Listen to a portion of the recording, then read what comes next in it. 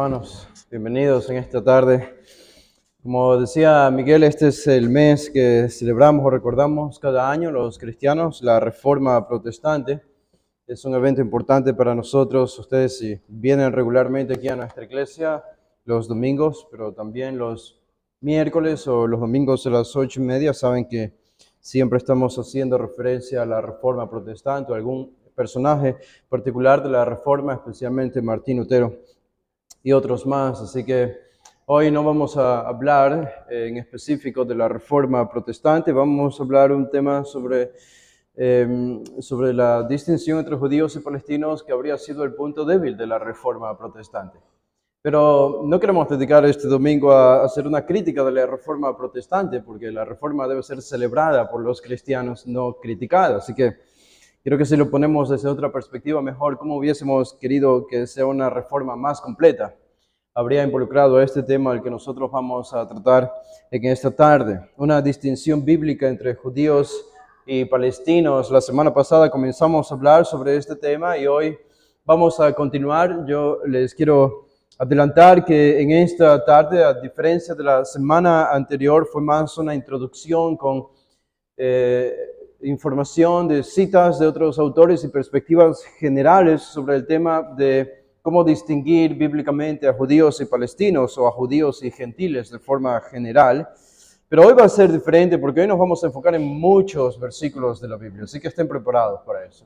Vamos a leer muchos versículos de la Biblia y mi temor es que cuando termine este sermón los vea literalmente disecados, cristianos disecados, y no quisiera que suceda eso, así que voy a tratar de hacer algún resumen de cosas que tengo aquí escritas o explicadas de manera más específica, pero no quiero provocar eso en ustedes. Yo sé que es la tarde y no siempre es fácil prestar atención a una hora como esta, pero si tienen un poco de paciencia y siguen conmigo la línea de este argumento que nosotros vamos a seguir al enfocarnos en Romanos 11, 25 al 28 este tema es importante. ¿Por qué? Porque este tema es un tema contemporáneo para nosotros por los eventos que ya estamos viendo con otra semana más entre judíos y palestinos, la guerra que se está librando ya en el pueblo de Israel, en la tierra de Israel. Y con todo lo que anuncia esta guerra, no parece que va a detenerse. Quisiéramos que se detenga y oráramos que se detenga, y sería sorpresivo para que esta guerra se detenga el día de mañana o en los próximos días. Ojalá que sea así, pero por la retórica que escuchamos de los líderes políticos, tanto de Israel como de los árabes, como del propio Norteamérica y los líderes europeos, no tiene un final que vaya a ocurrir en los próximos días, sino parece que va a extenderse por algún tiempo, con el peligro, algunos dicen, de convertirse en la Tercera Guerra Mundial. Ahora, puede haber una Tercera Guerra Mundial, eso no necesariamente significa que sea un indicio del fin del mundo, porque quién sabe, puede ser que antes de que venga Cristo hayan 4, 5 o 6 guerras mundiales. ¿Quién sabe? La Tercera Guerra Mundial no tiene que ser la última guerra antes de la venida de Cristo. Ahora, puede ser que sí, pero quién sabe. Nadie sabe el día y la hora, ese es el punto, no sabemos. Y Jesús adelantó que habrían como señales previas a su venida, aunque no sería el fin inmediato, pero una señal, era el principio de dolores, y eran las guerras y rumores de guerras, y eso estamos viendo ahora, especialmente en el Medio Oriente. Ahora, desde que esta guerra se libró, lo que hemos encontrado en respuesta de muchos creyentes que son parte de la iglesia cristiana, y este era nuestro argumento la semana pasada, era un silencio, una indiferencia o una apatía. En el peor de los casos, aunque es un poco más difícil encontrar esta retórica en líderes protestantes hoy, pero yo sé que las hay, en el peor de los casos, líderes protestantes evangélicos hablarían en contra del pueblo de Israel y hablarían de que el pueblo de Israel tiene merecido todo lo que está sufriendo porque ha cometido ciertos errores políticos o históricos o militares. Así que no deberíamos estar más a favor de Israel que por encima de cualquier otra nación. Lo que sí podemos estar seguros y que resume bien la respuesta de muchos líderes en iglesia protestante, especialmente los del campo teológico que describimos la semana anterior, es al menos una apatía o una indiferencia ante el pueblo de Israel, el pueblo judío, cuando sufre este tipo de guerras, especialmente considerando la masacre del 7 de octubre, horripilantes imágenes. Espero que ustedes puedan verlas. Sería bueno que las vean para que entiendan de lo que estoy hablando. No solo escuchen los reportes, pero es bueno no acostumbrarnos a este tipo de imágenes, pero de vez en cuando entender hasta dónde puede llegar el odio humano y la maldad del corazón del hombre. Pero lo que sufrieron fue indescifrable, no puede ser descrito con palabras, y de allí se inició la guerra. Ahora, ¿qué podemos decir ante todo esto? Bueno, a la luz de esto, la pregunta para nosotros que estábamos tratando de responder la semana anterior es si existe una distinción entre judíos y palestinos.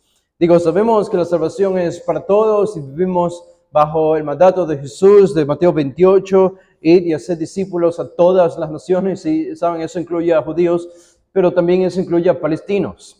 Así que quisiéramos predicar el evangelio a los palestinos también, y quisiéramos que ellos crean y vengan a la fe y sean salvos, al igual que los judíos. Así que ese es parte de nuestro mensaje y debe ser claro, porque somos cristianos y la salvación es universal, su extensión es universal tanto para judíos como para gentiles. Esa es gran parte del punto del Nuevo Testamento. En el caso de los terroristas que cometieron estas masacres, deberían morir, porque debería aplicarse con ellos la pena capital. Deberían simplemente morir, un tiro a la cabeza, la silla eléctrica, cualquier cosa, pero deberían morir según los principios que encontramos en la Biblia, los que cometieron esta masacre. Así que probablemente alguno podría predicar el evangelio minutos antes de morir. Eso sería lo mejor para estos terroristas que cometieron estas masacres en Israel.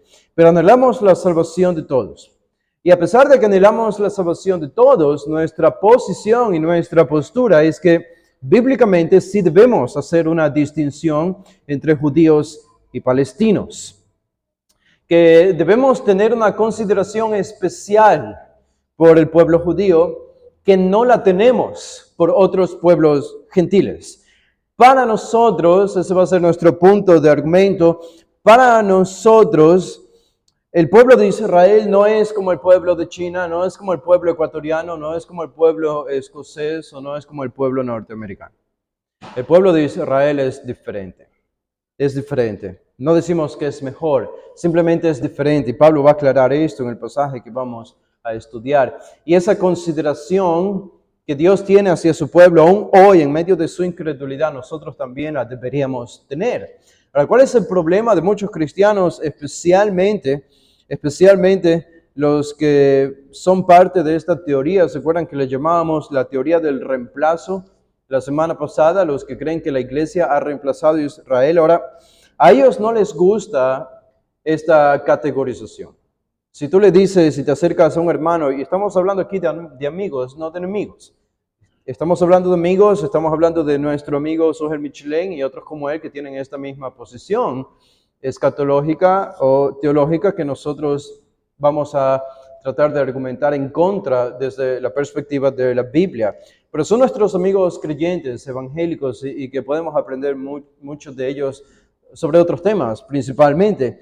Pero a ellos no les gusta la frase teoría del reemplazo, porque ellos dirían, no, yo no creo que la iglesia ha reemplazado a Israel, dirían ellos. Yo no creo que la iglesia ha reemplazado a Israel. Lo que yo creo es que Dios en el Antiguo Testamento salvaba a los judíos, a los israelitas, y en el Nuevo Testamento salva a los judíos, pero también a los gentiles. Es decir, la diferencia para ellos simplemente sería esta. Es que en el Antiguo Testamento la salvación estaba limitada al pueblo de Israel y en el Nuevo Testamento se expande, no solo para Israel, continúa Dios salvando judíos, pero ahora también salva a gentiles.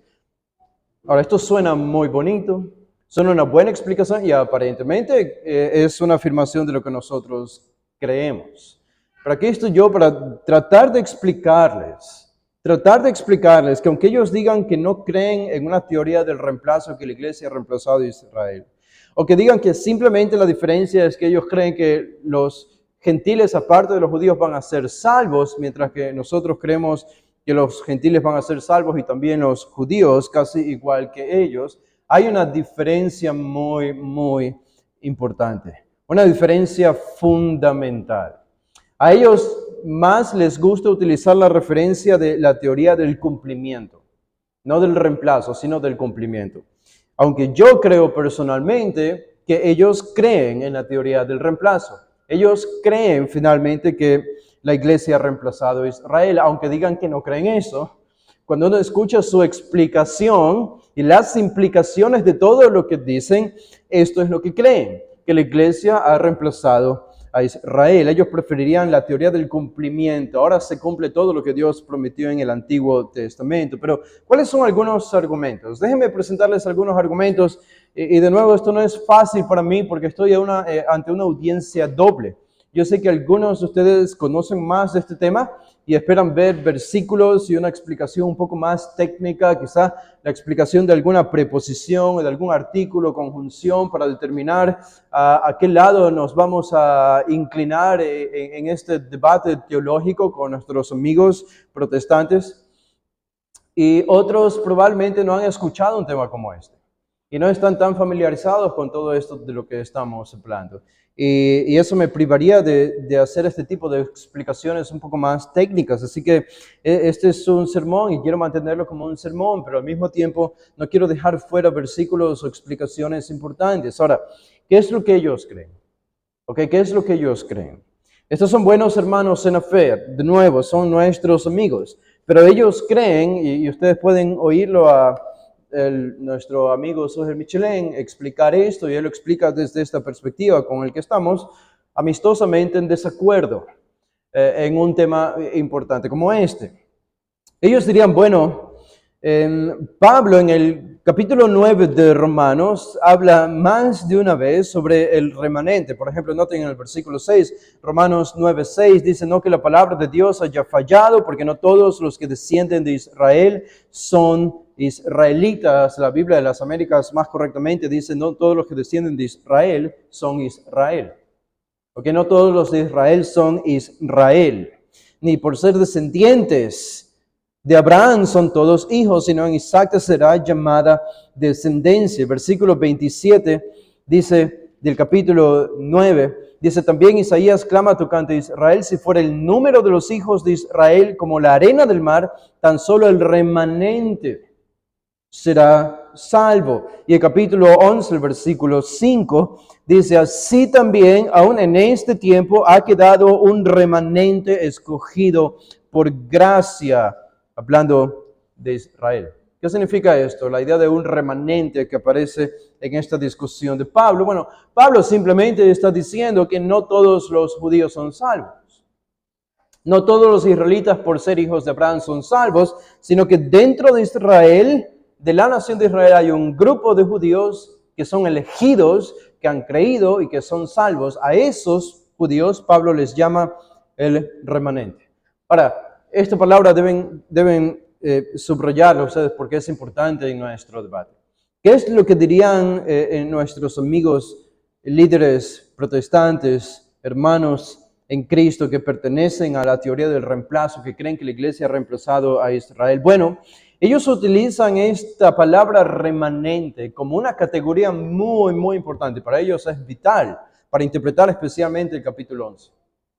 Es decir, en otras palabras, si ustedes quieren un resumen, ellos interpretan todo el capítulo 11 y todo lo que Pablo dice en el capítulo 11, ¿se acuerdan? Leímos eso la semana pasada, de que Dios va a salvar a los israelitas, de que todo Israel será salvo, hablando de las ramas que fueron desgajadas, van a ser de nuevo, van a ser puestas allí en la raíz, en el tallo del olivo. Así que hablando de la salvación de Israel, cuando aparece la palabra Israel, en el capítulo 11, que grábense esto, cuando aparece la palabra Israel en el capítulo 11, y para ellos en todo el Nuevo Testamento, ese Israel no es una referencia, dicen ellos, a todo el pueblo de Israel nacional, sino que es una referencia solamente a los judíos que han creído en Jesús, es decir, el remanente, un pequeño grupo dentro del pueblo judío que ha creído en Jesús y es salvo.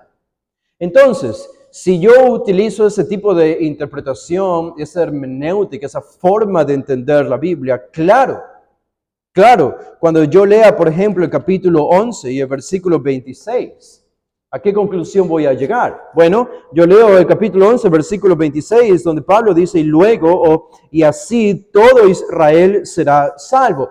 Y nosotros lo entendemos como, bueno, esto es la salvación futura de toda la nación del pueblo judío. Una futura salvación del pueblo judío. Pero ellos notan Israel, para ellos Israel aquí no es todo Israel, es el remanente. Son los que han creído. Los que creen y son salvos por medio de la iglesia, judíos que son parte de la iglesia. Entonces, para ellos no es una referencia a la futura salvación de Israel como nosotros afirmamos. Para ellos es simplemente una futura referencia a que judíos van a ser salvos, así como gentiles son salvos, ambos por medio de la iglesia, hasta que Cristo venga por segunda vez y nos lleve al cielo a todos, judíos y gentiles. Esa sería, en resumen, la explicación de alguien como, por ejemplo, el pastor Suher Michelén. Y así él podría decir, yo sí creo que Pablo habla de Israel aquí, yo sí creo que los judíos van a ser salvos, y él afirmaría estas cosas, pero de nuevo, bajo la perspectiva o bajo la categoría del remanente, solo el remanente.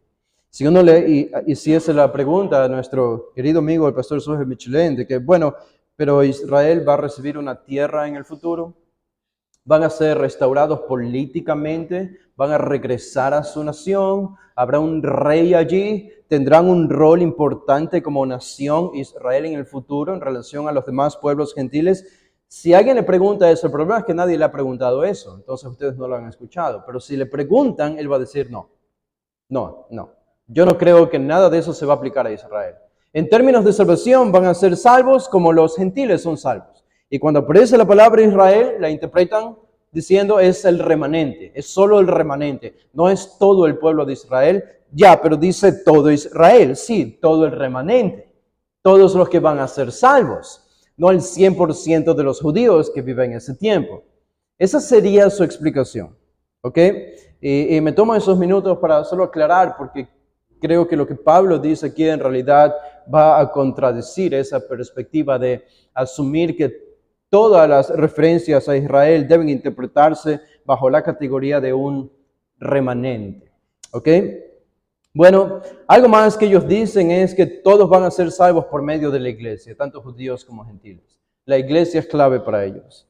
Y también dicen que es en Cristo. Es en Cristo. Ellos dicen que Cristo es el verdadero Israel.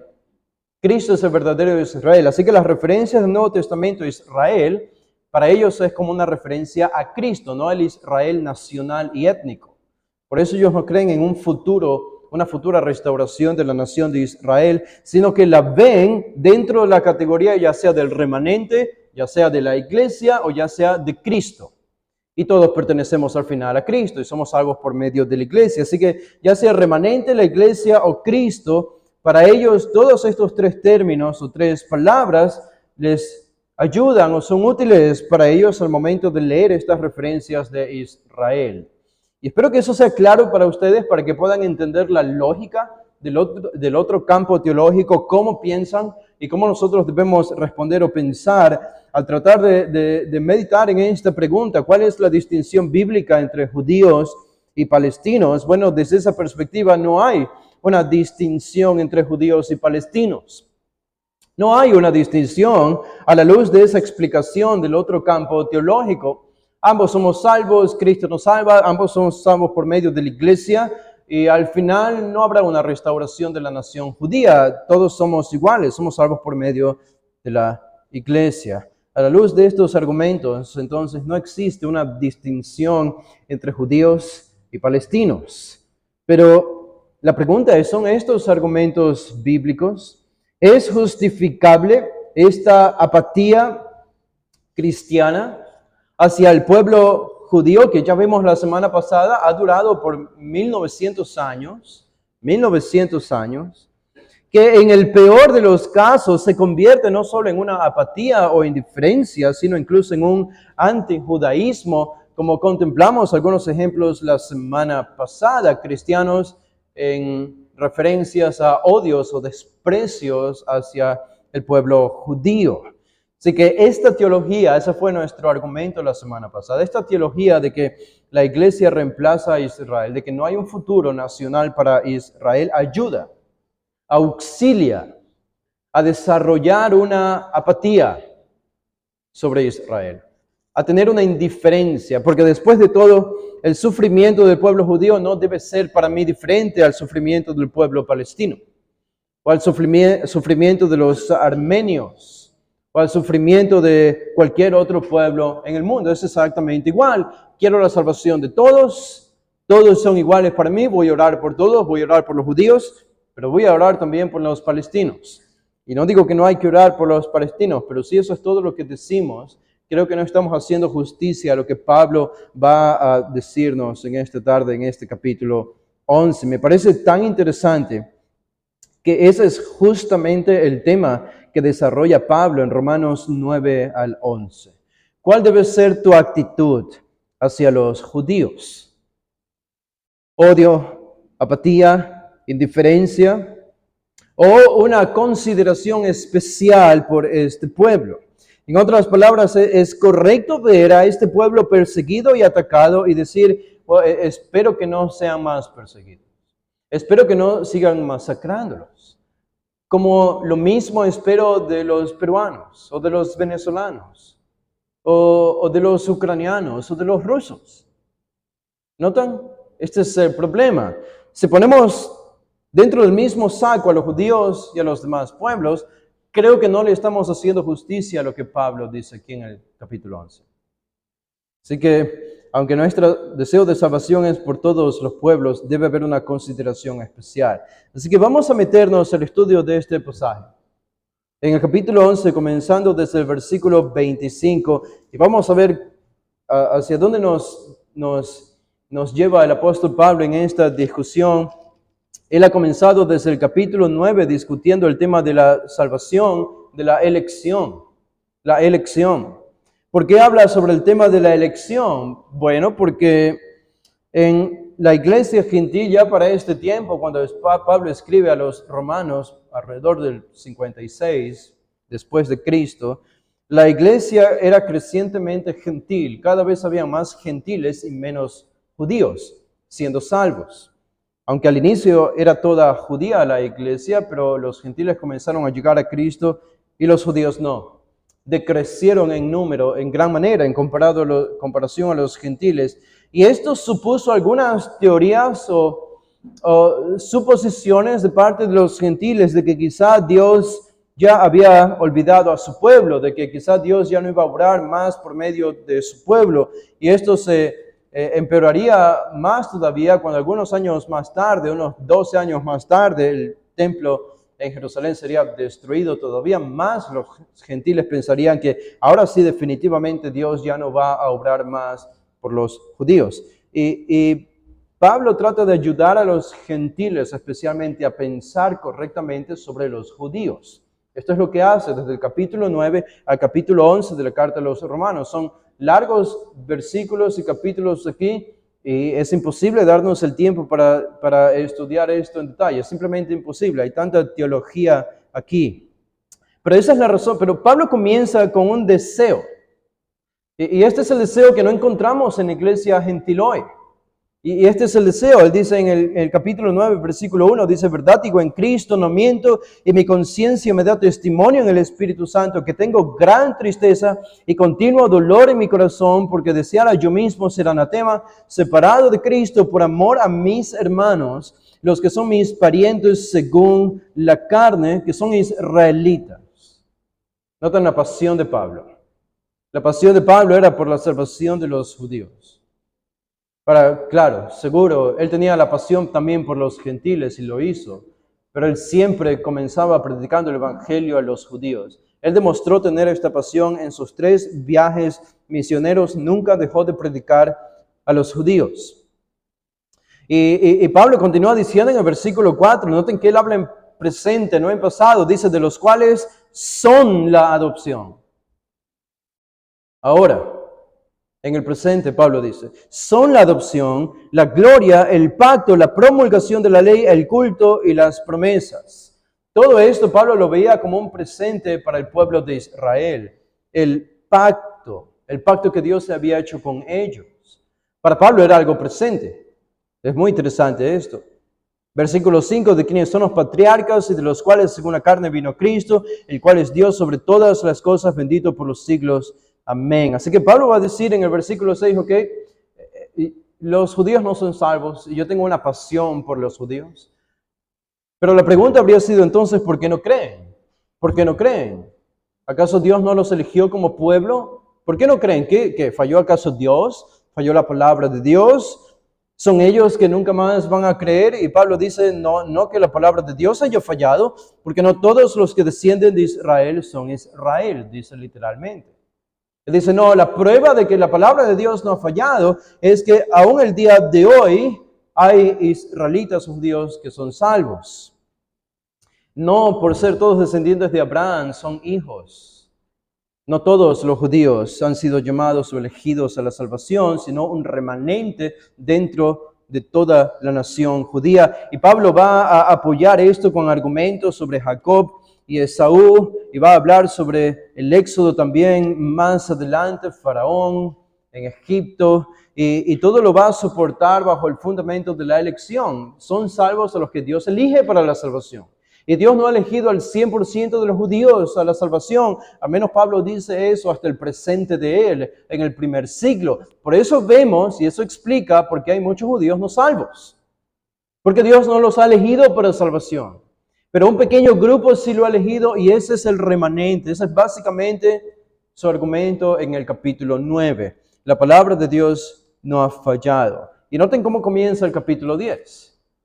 Dice en el versículo 1, hermanos, ciertamente el anhelo de mi corazón y mi oración a Dios por Israel es para salvación.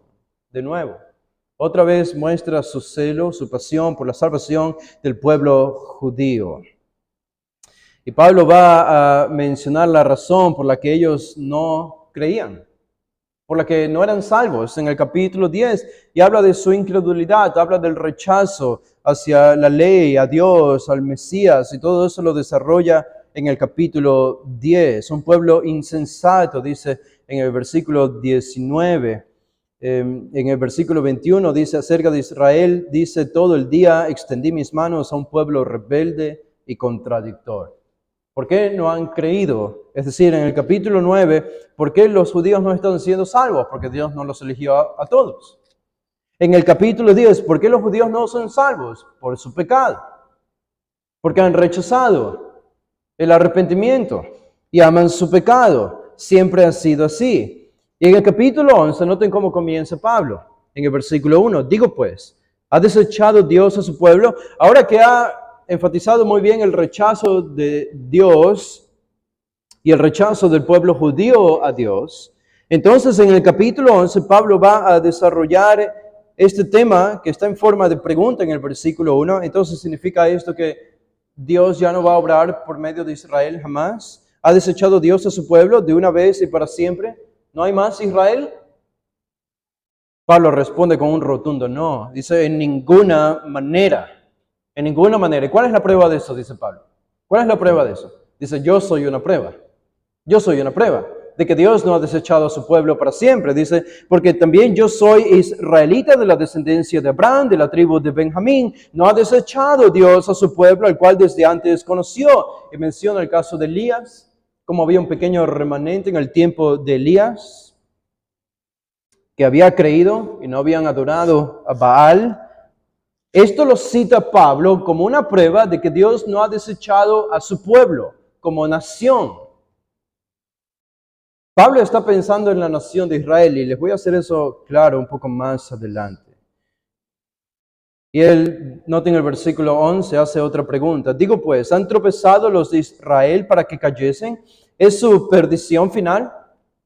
¿No hay más esperanza para el pueblo judío? De nuevo, Pablo dice en el versículo 11, en ninguna manera, pero por su transgresión vino la salvación a los gentiles para provocarles celos, y aquí Pablo desarrolla esta metáfora del olivo y de las ramas que han sido desgajadas, ramas naturales del olivo que han sido desgajadas. Estos eran los judíos, el pueblo de Israel. Fueron desgajados para que las ramas silvestres que no pertenecían al olivo fuesen injertadas allí de manera antinatural. Estos somos nosotros los gentiles, dice Pablo. Es la iglesia. Así que Pablo está diciendo entonces, ¿por qué no han creído? ¿Por qué no han creído? ¿Hasta cuándo no van a creer? Bueno, porque hay un propósito para esto. Dios ha tenido un propósito en la incredulidad de Israel. Es para que los gentiles crean. Para que los gentiles comiencen a ser salvos por medio de la iglesia. Y esto lo enseña por medio de esta gran metáfora del olivo. Y así llegamos al versículo 24. En el versículo 24 dice, porque si tú, hablando Pablo a los gentiles de la iglesia de Roma, porque si tú fuiste cortado del que por naturaleza es olivo silvestre, y contra naturaleza fuiste injertado en el buen olivo, ¿cuántos más estos? ¿Quiénes son estos? El pueblo de Israel. El pueblo de Israel, que son las ramas naturales, serán injertados en su propio olivo. Así que Pablo aquí habla primero de la lógica en la salvación de Dios para salvar a gentiles y judíos. Y habla aquí de una probabilidad. Él dice, es probable que Dios ahora al salvar a gentiles y no a judíos, lo haga para en el futuro salvar a los judíos, al pueblo de Israel. Pablo habla de la lógica, a la probabilidad de la salvación del pueblo judío, pero los versículos del 25 en adelante no solamente es una lógica ni una probabilidad, sino una certeza. Una certeza. Y eso nos introduce al versículo 25. Y Pablo comienza con un porque allí. Porque, a la luz de lo que ha dicho anteriormente, y especialmente en el versículo 24, esto nos conecta con el pasaje anterior en el cual Pablo habla sobre Israel siendo injertado en su propio olivo después de haber sido desgajado por su pecado de apostasía y de haber rechazado al Mesías. Ahora la pregunta es, ¿sobre qué base Pablo puede decir esto? ¿Sobre qué base Pablo puede decir que ahora Israel probablemente va a ser salva en el futuro, en el versículo 24? ¿Sobre qué base? ¿Con qué autoridad? ¿Cuál es el fundamento? ¿Cuál es el argumento? Y Pablo va a responder esta pregunta en los versículos del 25 en adelante. Ok, este es mi argumento, dice Pablo. Este es mi argumento. Dice el versículo 25, porque no quiero, hermanos, que ignoréis este misterio, para que no seáis arrogantes en cuanto a vosotros mismos, que ha acontecido a Israel endurecimiento en parte, hasta que haya entrado la plenitud de los gentiles, y luego todo Israel será salvo, como está escrito, vendrá de Sión el libertador, que apartará de Jacob la impiedad, y este será mi pacto con ellos, cuando yo quite sus pecados. Pablo dice, puedo hablar y decir que Israel va a ser salvo en base a que esto es un misterio revelado y en base a que esto es lo que enseña el Antiguo Testamento, porque él cita el Antiguo Testamento.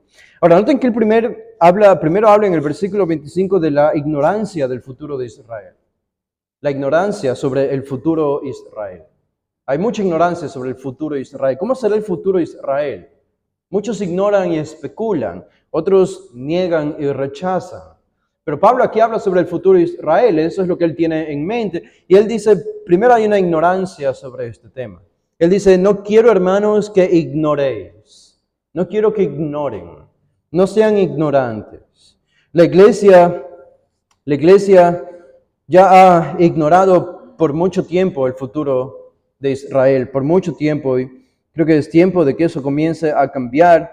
Si hemos de ver un renovado interés misionero hacia el pueblo judío, que es algo que debe suceder en mayor o menor escala, para que eso nos lleve al tiempo del fin, debería suceder ahora que este es un tema que está siendo más aclarado en este tiempo que en cualquier otro. Ahora, Pablo usa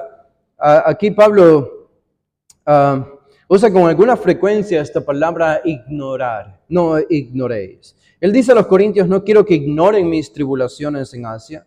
Él también les dice a los corintios, no quiero que ignoren los dones espirituales. Él les dice a los tesalonicenses, no quiero que ignoren el rapto, cuando dice, no quiero que ignoren sobre los que duermen, y habla sobre el rapto. Así que lo importante es reconocer aquí que lo que va a decir Pablo no debe ser ignorado.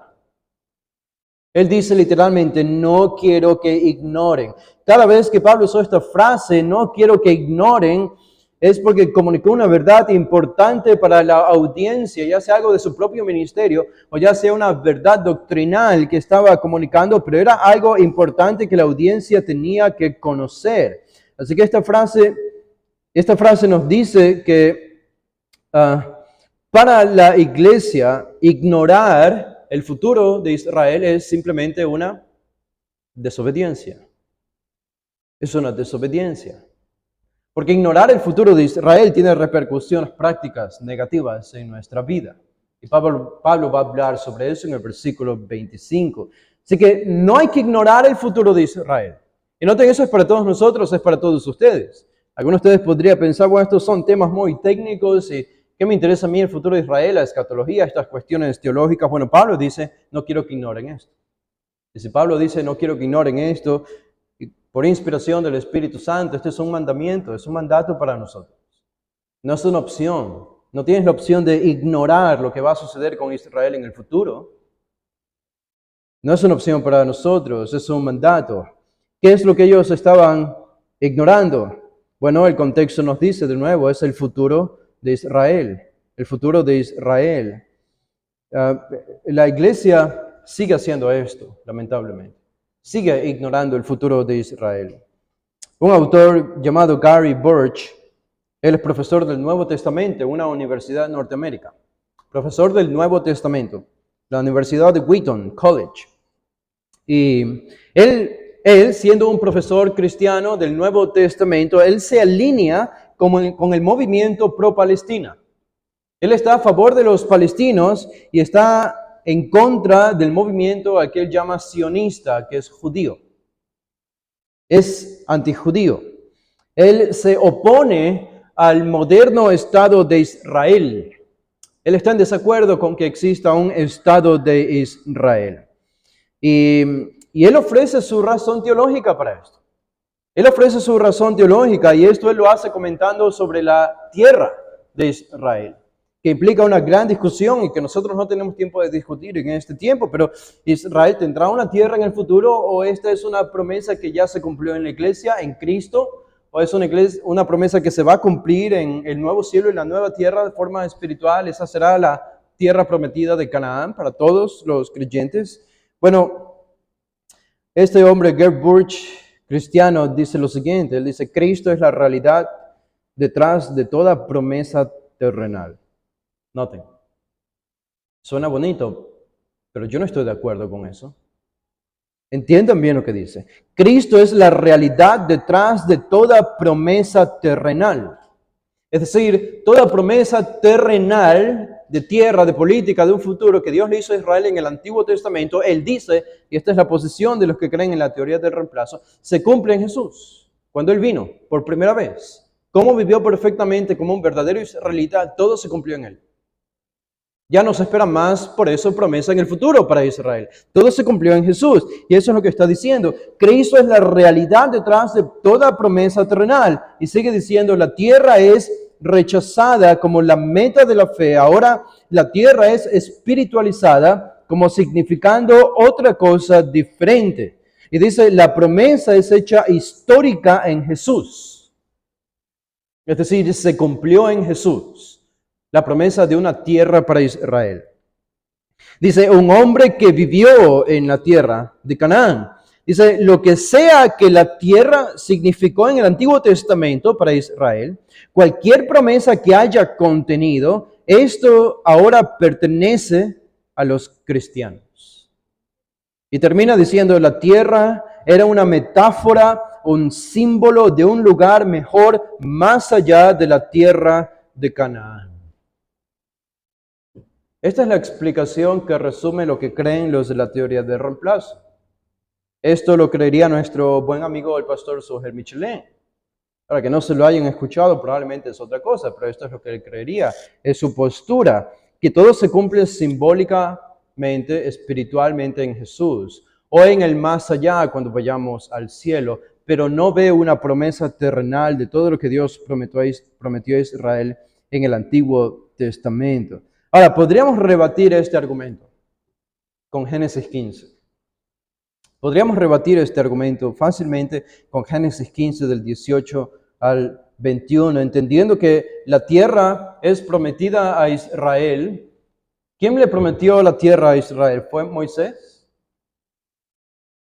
¿A quién vino la promesa de una tierra para el futuro pueblo de Israel? ¿Fue en el pacto que Dios hizo con Moisés? No. Esto sucedió años, siglos antes de Moisés. Dios se lo prometió a Abraham. Más de una vez en el capítulo 12, en el capítulo 15, la vuelve a reiterar. ¿Por qué es importante reconocer esto? Porque ¿se acuerdan lo que hizo Dios con Abraham cuando le prometió una tierra en Génesis 15? ¿Se acuerdan esa práctica cultural para hacer un pacto?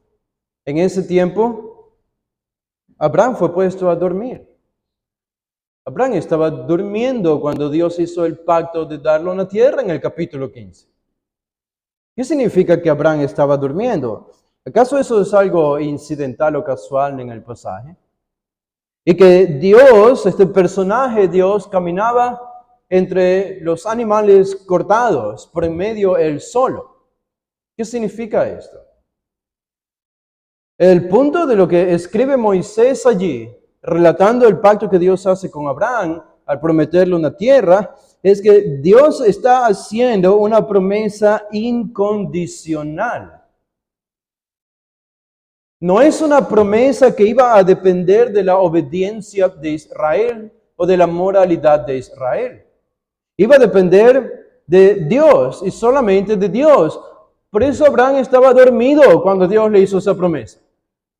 Este es el punto de este pasaje, que Dios cumpla el darle una tierra al pueblo de Israel no depende de la obediencia de Israel, no depende de la fe de que Israel crea en el Mesías, depende solo de Dios, porque fue una promesa incondicional, no condicionada. Las promesas condicionadas a Israel las encontramos en el pacto que Dios hace con Moisés, que vienen muchos siglos después de Abraham. Y el problema de nuestros amigos Sujem Michelén y otros más es que cuando piensan en la futura tierra de Israel, piensan que era una promesa condicionada. Y como Israel ha rechazado al Mesías, entonces Dios no le va a dar su tierra. Pero eso es un error, porque la promesa no llegó en el tiempo de Moisés, sino que llegó en el tiempo de Abraham. Y fue una promesa incondicional, no condicionable.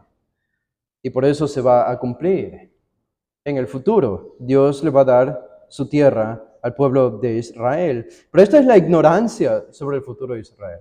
Es solamente un pequeño elemento que podemos mencionar sobre esto. Pero ¿por qué no debían ser ignorantes sobre el futuro de Israel? ¿Por qué no debían ser ignorantes? Bueno, noten la segunda frase del versículo 25.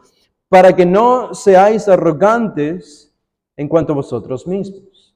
Literalmente la palabra que usa Pablo ahí es para que no sean sabios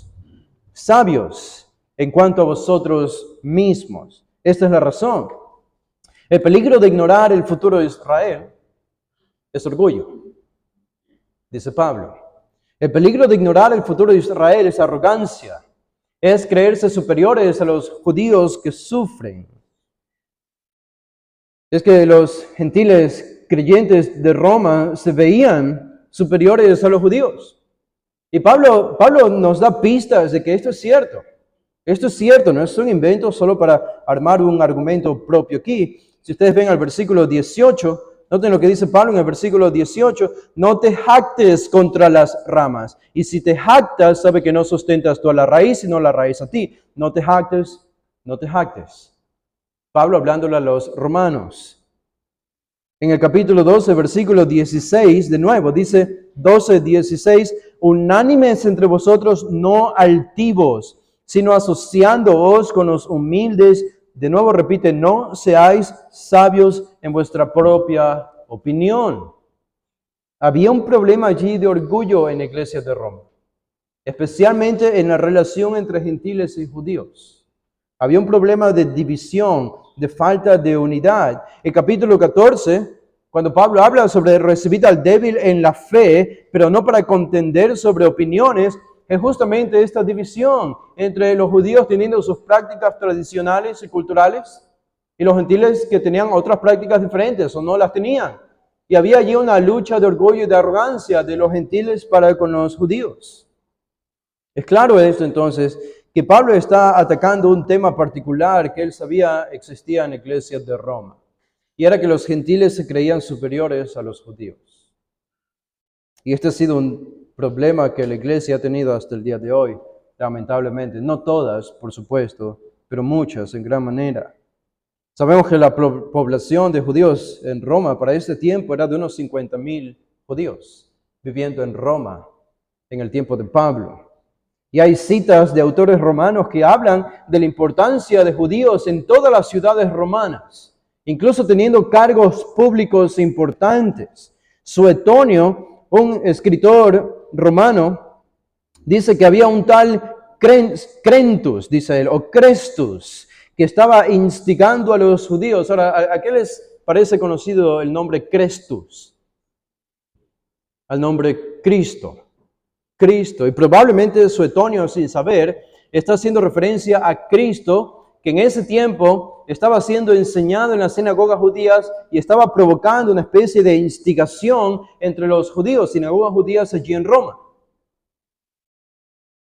Sabemos que en el 54 después de Cristo a los judíos se les prohibió reunirse por algunos años y no pudieron mantener su modo de vida. Así que todo eso habría generado rencillas entre judíos y gentiles, parcialidades y deseo de superioridad. Y Pablo les dice aquí, no sean sabios en cuanto a vosotros mismos. No piensen que son mejores que ellos, solo porque ustedes son salvos ahora y ellos no. Pero ¿qué es lo que no debían ignorar para no ser arrogantes, para no ser sabios en su propia opinión? ¿Qué es lo que no debían ignorar? Pablo dice en el versículo 25, este misterio, que no ignoren este misterio. ¿Qué es un misterio? Es algo que no había sido revelado previamente, pero que ahora era revelado de manera completa. Quizá era algo revelado previamente, pero de forma parcial, pero ahora en el tiempo del Nuevo Testamento era revelado de forma completa. Y Pablo está hablando, entonces, este es el misterio del futuro Israel. El futuro Israel es un misterio, dice Pablo. Es un misterio. Es algo que ahora, en el tiempo del Nuevo Testamento, ha sido revelado. Con todos los detalles y especificaciones que Pablo va a hacer aquí en este pasaje, eso es importante. Este es el misterio. ¿Y cuál es el misterio? Dicen lo que resta del versículo 25 y el versículo 26, la salvación nacional del futuro Israel. La salvación nacional del futuro Israel. Noten lo que Pablo dice. Dice, para que no seáis arrogantes en cuanto a vosotros mismos. Y ahora va a explicar cuál es este misterio. ¿Cuál es el misterio? Que ha acontecido a Israel endurecimiento en parte hasta que haya entrado la plenitud de los gentiles. ¿Qué ha sucedido a Israel endurecimiento en parte? Endurecimiento es la palabra literalmente que se usaba para callos que se formaban en los músculos, en el hueso. Era una palabra en realidad que viene de la palabra hoporos. La palabra es porosis. Hoporos era una piedra tosca. Era una piedra volcánica que se formaba con las cenizas al estar en el mar, con el sedimento, etc. Se formaban estas rocas o estas piedras llenas de agujeros. No sé si ustedes han visto, el otro día, hace algunas semanas estábamos en una playa y vi una de estas rocas toda agujereada. Esta era una roca porosa o una piedra tosca, como se le llama, hoporos. Eran comunes en Italia.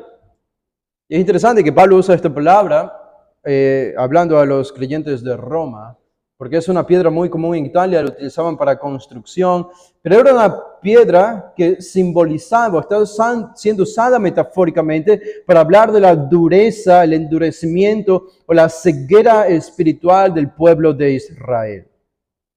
Esto es claro aquí. Así que Pablo dice, ha acontecido a Israel endurecimiento, se ha endurecido pero dice algo, se ha endurecido en parte. Y aquí comenzamos a entrar en una serie de palabritas que son muy controversiales en la discusión teológica hoy. Yo voy a tratar de librarles de escuchar todos los tecnicismos que podríamos referir en cuanto a explicar estas pequeñas palabras y solo me voy a limitar a simplemente explicar lo que significan según el contexto. Y la primera de estas palabras problemáticas para algunos es esta palabra en parte, que ha acontecido a Israel endurecimiento en parte. Algunos piensan que Pablo está hablando allí cuando dice en parte o parcialmente de que él está haciendo referencia a la intensidad del endurecimiento del pueblo de Israel. Es decir, que no se habían vuelto tan depravados como podían volverse todavía. Es decir, que no eran tan malos como podían ser todavía.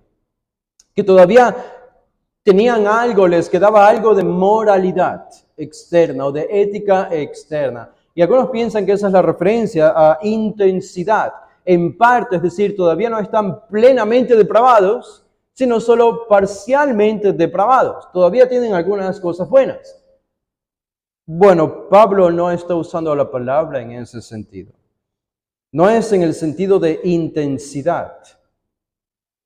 No es en el sentido de intensidad. Es en el sentido de extensión. De extensión. Es pensando en un número imaginario. En cuántos judíos. Y lo que Pablo dice es que a Israel le ha acontecido endurecimiento en parte. Es decir, es obvio que no todos los judíos han sido endurecidos, porque hay otro grupo, aunque sea mínimo, que ha creído en Jesús. Y que es salvo hoy, que es el remanente. Y eso es lo que está diciendo Pablo. No todos los judíos han sido endurecidos, solo parte de los judíos han sido endurecidos. Y este es el estado espiritual del pueblo de Israel el día de hoy también. Sigue siendo un enceguecimiento espiritual. Así que vemos que esto ocurre como parte del misterio de Dios. No es casual. Es parte del misterio de Dios que ellos viven en una ceguera espiritual. Esa es la razón por la que le puedes predicar a un judío y es más probable que él no vaya a creer. Es más probable que un judío no crea que un gentil. Los gentiles obviamente no creen, pero hay más gentiles que llegan a la fe que judíos. ¿Por qué? Pablo dice aquí, porque les ha acontecido a Israel endurecimiento en parte, parcial.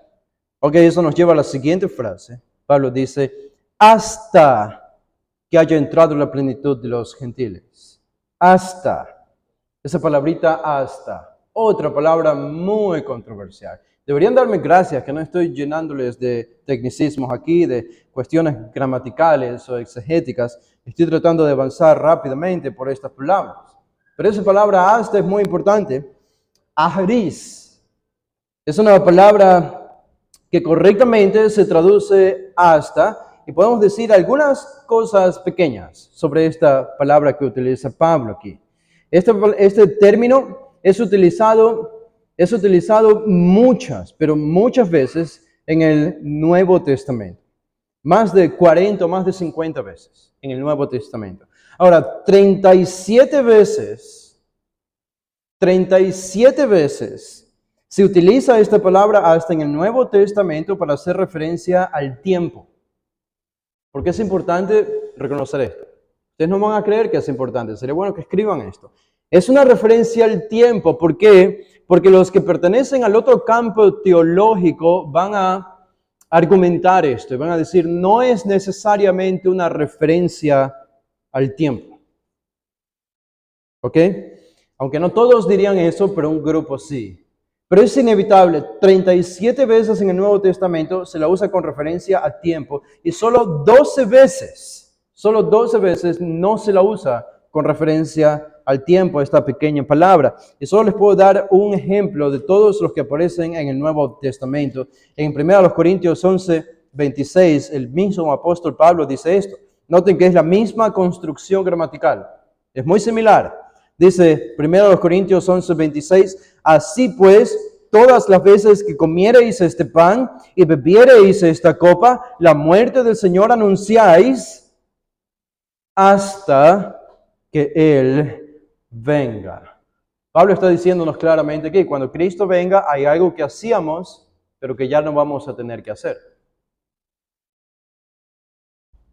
Es la cena del Señor. Esta es una referencia temporal. Ahora, como este uso temporal de hasta, hay 37 en el Nuevo Testamento. Les leo uno por uno de esos versículos. Les voy a leer uno por uno de esos versículos. Hechos 3:21, Hechos 22:22, Romanos 1:13, Romanos 5:13, 1 Corintios 4:11, 2 Corintios 3:14, Gálatas 4:2, Filipenses 1:6, Lucas 4:13, Hechos 13:11, Mateo 24:38, Lucas 1:20, 17:27, Hechos 1:2, etcétera, etcétera, etcétera. 37 versículos. Este es el significado de este término. El experto en el Nuevo Testamento, Daniel Wallace, que escribió un manual de griego avanzado o medio, él define esta cláusula o define esta frase que tenemos allí en el versículo 25 que acabamos de leer como una cláusula, una oración temporal. Es temporal, tiene un subjuntivo. Hasta que haya entrado, ese verbo entrado es subjuntivo. ¿Qué significa el subjuntivo? Bueno, no tienen que saber esto. ¿Por qué me hacen caso? Lo único que tienen que pensar es que el subjuntivo implica futuro, probabilidad futura. ¿Ok? ¿Qué significa tiempo? Es tiempo. Y va de la mano con la palabra hasta. Así que todo comunica en esta frase que Pablo está hablando o está haciendo referencia a tiempo. A tiempo. Y es una referencia temporal inevitable. Entonces, cuando él dice, ha acontecido Israel endurecimiento en parte hasta. ¿Qué nos comunica eso? Que el endurecimiento de Israel va a tener un término, que no va a durar para siempre. El endurecimiento de Israel es temporal. Es temporal. ¿Y cuándo va a terminar? ¿Cuál es la señal? ¿Cuál es ese gran evento? Bueno, va a terminar cuando haya entrado la plenitud de los gentiles. La plenitud de los gentiles. ¿Qué significa esto? Cuando el último de los gentiles llegue a la salvación, esto es el rapto para nosotros, entonces Dios volverá a obrar con su pueblo Israel aquí en la tierra. Y los judíos comenzarán a llegar a la salvación y finalmente llegarán todos a la salvación, como dice Jesús en los evangelios, cuando vean al Mesías descender del cielo. Y digan, bendito el que viene en el nombre del Señor. Esa será la finalidad de la salvación espiritual para el pueblo judío. Así que es muy importante lo que Pablo dice aquí. Pienso yo que tendrías que hacer una especie de gimnasia exegética para tratar de llegar a otra conclusión de lo que hemos leído en este versículo 25. Es muy difícil, es muy complicado explicar de otra manera que la que lo hemos hecho, porque es la más natural, es la más simple, es a lo que nos llevan las palabras, pero de nuevo, nos vamos a encontrar con una cosa más, y yo les voy a hacer referencia a eso solo en un minuto, porque déjenme hacer una pequeña observación sobre el versículo 26. El versículo 26 y esa pequeña preposición con otra más, dos que aparecen y luego, ¿se ven? Dice, hasta que haya entrado la plenitud de los gentiles y luego todo Israel será salvo. Mucho se ha debatido sobre cómo interpretar ese y luego o y así. Son dos formas, o de esta manera todo Israel será salvo. Yo creo que podemos interpretarlo como y de esta manera todo Israel será salvo.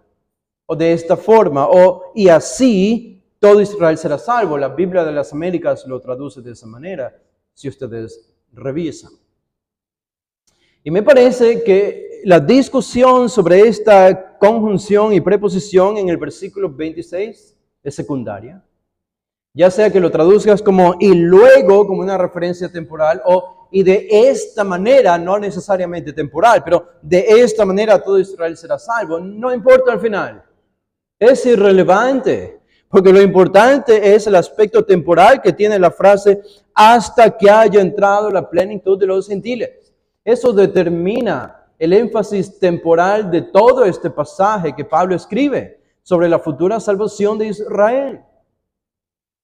Así que una interpretación correcta es que cuando el número de los gentiles se cumpla, entonces, o de esta manera, Israel llegará a la salvación. Después de ese evento, porque el aspecto temporal es muy claro al final del versículo 25.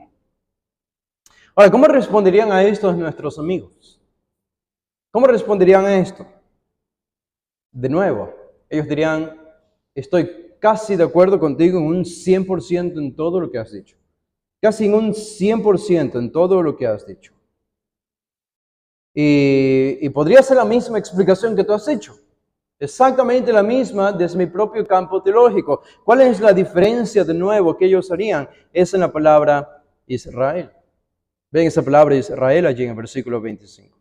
Porque a vosotros mismos que ha acontecido a Israel endurecimiento en parte. A Israel. ¿Qué es Israel para ellos? Un remanente. No es la nación de Israel. Es solamente judíos que llegan a la salvación al creer en Jesús. Un pequeño grupo de judíos. Y todo lo que yo acabo de decir, ellos lo pueden atribuir a un remanente. Y a eso le llaman Israel. Y al final van a decir, al final no creemos cosas tan diferentes. Los dos creemos que los judíos van a ser salvos hasta el día futuro, cuando Cristo venga. Pero las implicaciones son muy, muy divergentes. Yo creo que esta es una explicación algo tramposa y me gustaría ver un poco más de honestidad del otro campo teológico en decirnos lo que realmente creen. A veces saben que lo que ellos creen no es tan popular y por eso no lo dicen de manera tan explícita. Y cuando explican su posición, la hacen parecer a nuestra posición para no ser tan atacados.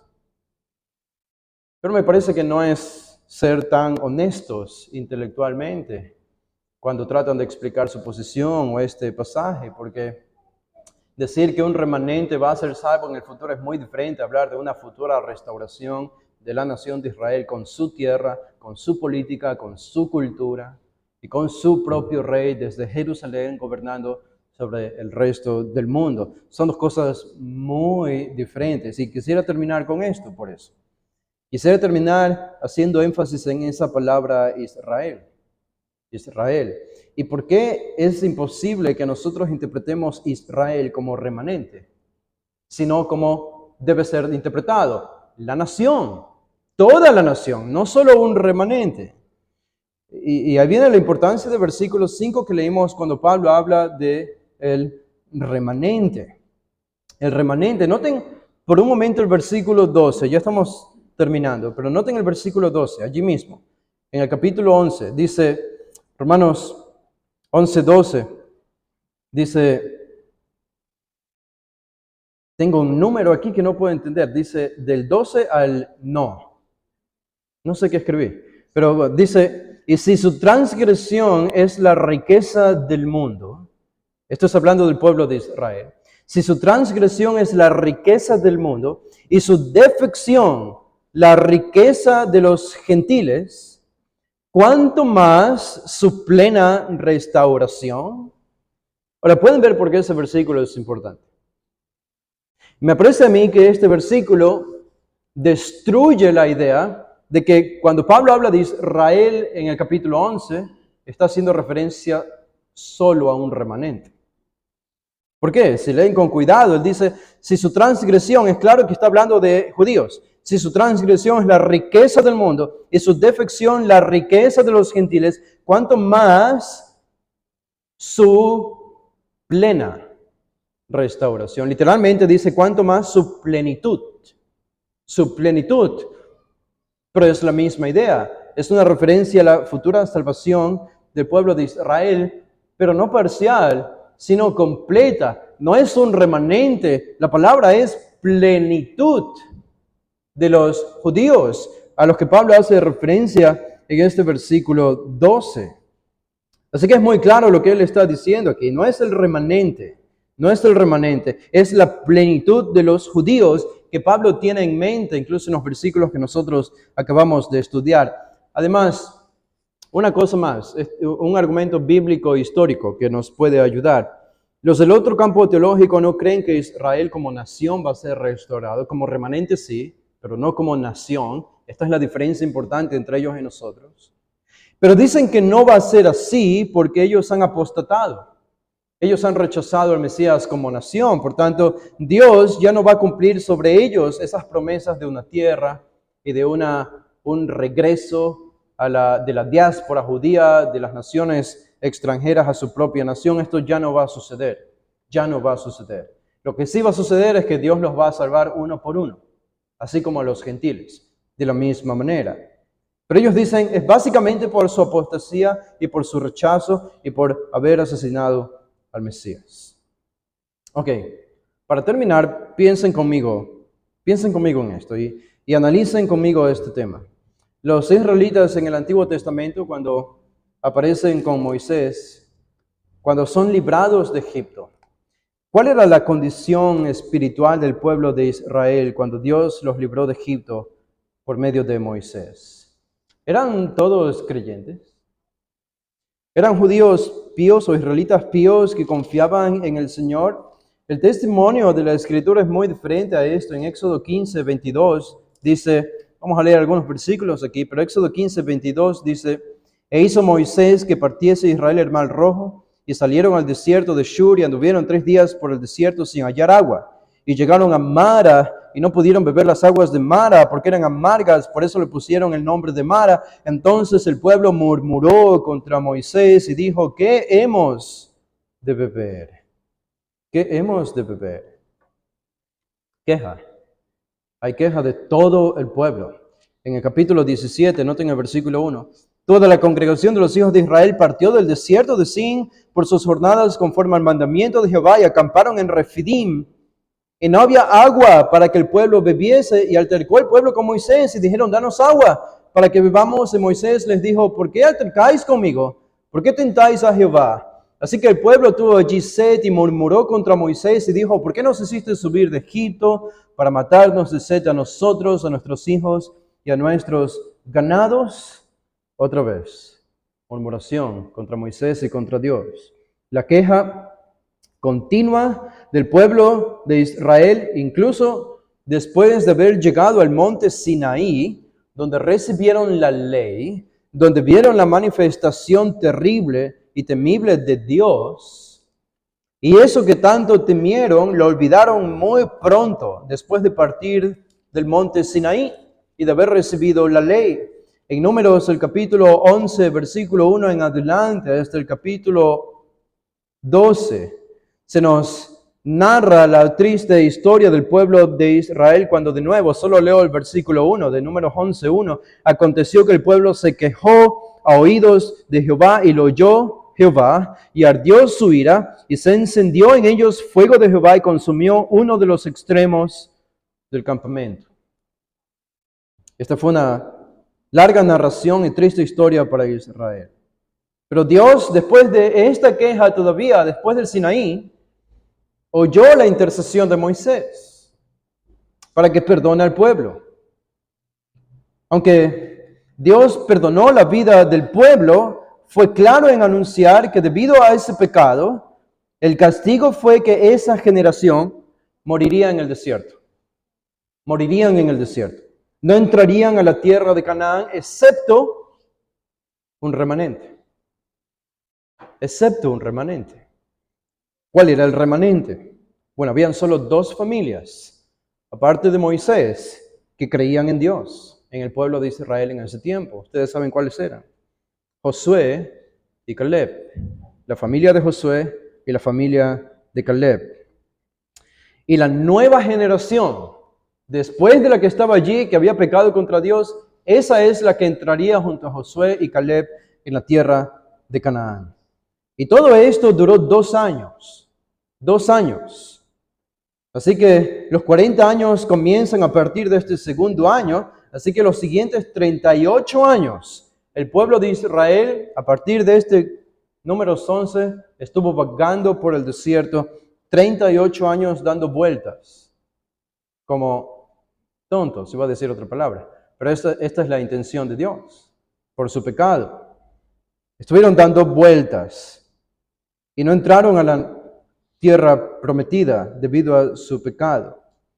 Era un largo tiempo ya, y en ese tiempo ocurrieron cosas serias, incluso en la nueva generación del pueblo de Israel. ¿Se acuerdan del pecado de Coré? La rebelión de Coré. El Señor mató a algunos miles del pueblo de Israel. ¿Se acuerdan del pecado que provocó el engaño del profeta Balaam en el pueblo de Israel? Pecaron y de nuevo Dios mató a otros miles en esa nueva generación del pueblo de Israel. Así que la nueva generación no era mucho mejor que la de sus padres para entrar a la tierra de Canaán.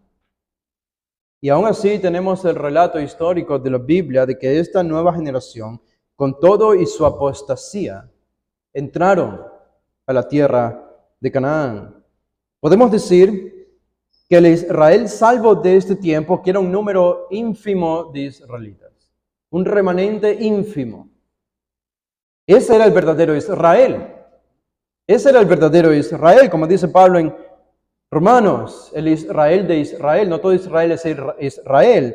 Ese era el verdadero Israel, el remanente, pero el Israel según la carne, la nación como un todo, que venía de la descendencia física, dirían nuestros amigos del otro campo teológico, a ellos Dios obviamente no los consideraba su pueblo. Y ellos dirían hoy lo mismo, Dios no considera hoy a Israel su pueblo, porque no creen en el Mesías, porque viven en su pecado y no se han arrepentido.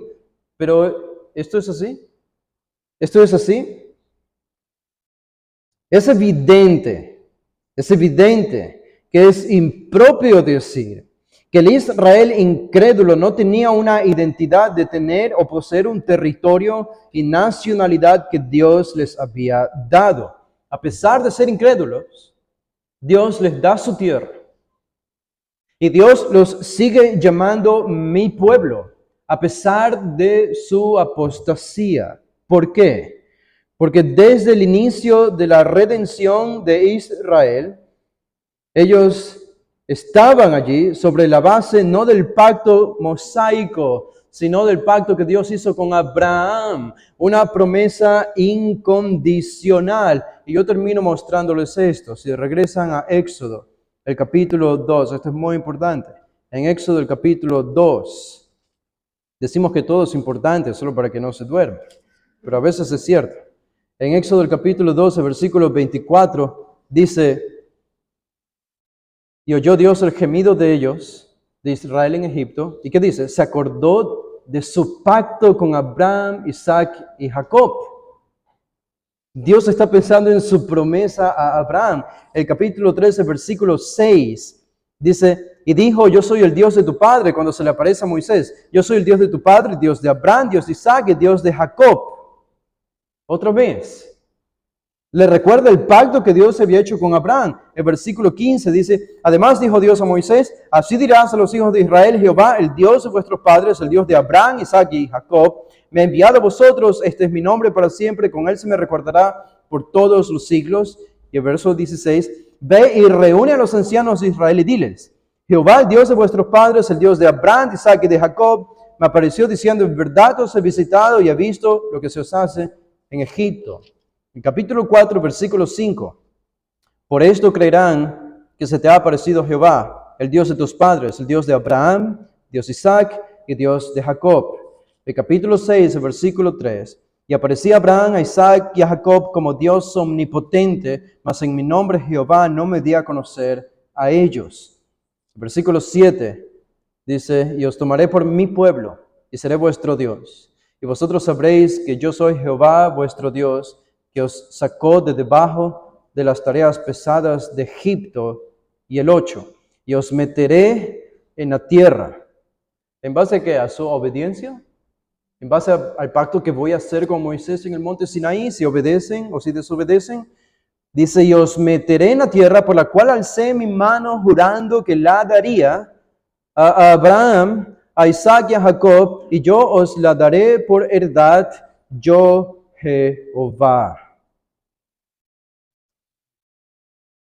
No hay pecado que pueda privarle a Israel de recibir la promesa de la tierra prometida. Así que el día de hoy, cuando yo veo a Israel, a los judíos, luchando en guerra por territorio, aunque no sean creyentes, y debo predicarles el evangelio a los judíos para que sean salvos, aún así, tengo que pensar que siguen siendo el pueblo del pacto y que esa tierra les pertenece a ellos y que Dios se las va a dar. Aún lo puede hacer antes de que ellos lleguen a la salvación por medio de eventos providenciales como una guerra.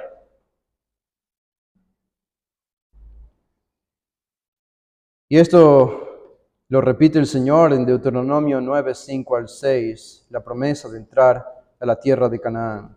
La posesión de la tierra no es prometida por obediencia, sino por la promesa del pacto a Abraham. Moisés no entró. Moisés no entró, el propio Moisés. Pero él dijo lo siguiente, y este es el último versículo que voy a leer, en Deuteronomio, el capítulo 34, dice, es feriado esta semana, así que ya van a descansar. En Deuteronomio 34, dice el versículo 4, y le dijo Jehová, esta es la tierra. A Moisés le dice, antes de entrar, aunque Moisés no entró, dice, esta es la tierra de que juré a Abraham, a Isaac y a Jacob, diciendo, a tu descendencia la daré. Te he permitido verla con tus ojos, mas no pasarás allá. Y esto debe ser suficiente para nosotros, para no hacer una distinción, un contraste tan fuerte entre los israelitas incrédulos y los israelitas que sí creen que son el remanente. Ambos eran incrédulos cuando entraron a la tierra de Canaán. La generación que entró allí era una generación incrédula. El punto es, Dios no solo obra con el Israel creyente, sino también con el Israel incrédulo. Todo el Antiguo Testamento es un testimonio de eso. Todo el Antiguo Testamento. Y aún se considera, aunque sea el Israel no creyente, se considera el recipiente del interés especial de Dios, porque van a recibir sus promesas en el futuro. Y de hecho Pablo en Romanos 11:1, él se estaba identificando con el Israel incrédulo, no con el remanente. Por eso Pablo puede decir en el versículo 28 de Romanos 11, así que en cuanto al evangelio son enemigos por causa de ustedes, pero en cuanto a la elección son amados por causa de los padres. ¿Notan lo torpe que es interpretar aquí Israel como remanente? Porque remanentes son los salvos, los que ya son parte de la iglesia. ¿Y cómo Pablo podría llamarles que son enemigos conforme al evangelio, al remanente? Al pueblo de Israel que es creyente en el versículo 28, así que en cuanto al evangelio, son enemigos por causa de vosotros. ¿Quiénes?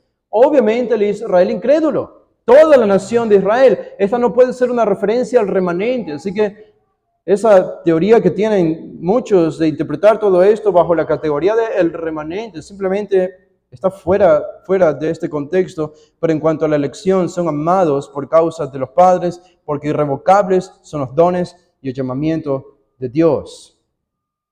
Así que el pueblo de Israel hoy, el Israel incrédulo debe ser para nosotros considerado enemigo del evangelio, pero amado por la elección. En otras palabras, como decíamos la semana pasada, es el pueblo enemigo amado de Dios. Es el pueblo enemigo amado de Dios.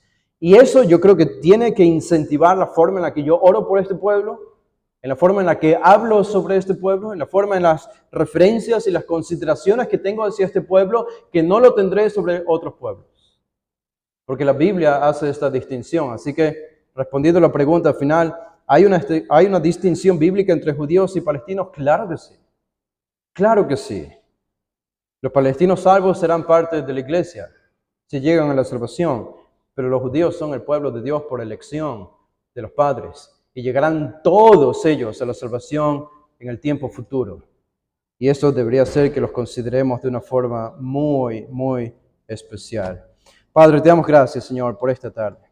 Gracias por permitirnos estudiar y ahondar en un tema profundo, a veces algo difícil y complicado de entender. Pero oramos, Señor, que tú bendigas nuestros corazones con estos textos y versículos que hemos estudiado y leído, y que afirmes en nuestra mente la convicción de las futuras promesas que tu pueblo va a recibir, y en el tiempo presente a tener una perspectiva correcta sobre este pueblo que es un pueblo desobediente, es un pueblo que es enemigo del Evangelio, y no todo lo que hacen, incluso políticamente, es correcto, pero los estimamos como a ningún otro pueblo. Porque es tu pueblo elegido, es el pueblo del pacto. Y tú los miras, aún el día de hoy, los estás viendo con un interés especial. Y el hecho de que hayan renacido como un Estado en 1948 es la obra providencial tuya, como un inicio probablemente del comienzo de las aplicaciones de las promesas que vendrán a un futuro. Y estamos a la expectativa, Señor, no indiferentes, no apáticos, no pensando que es como cualquier otro pueblo, sino con mucha expectativa y consideración, especialmente anhelando que ellos puedan reconocer a su Mesías que ya vino y murió, y que le consideren no solamente como el Mesías rey, sino como el Mesías que vino con una corona de espinas, no con una corona de rey, y que vino a morir y a resucitar por ellos para librarlos de su pecado. Esto que has hecho por nosotros, oramos que hagas por ellos también. Oramos en el nombre de Jesús. Amén.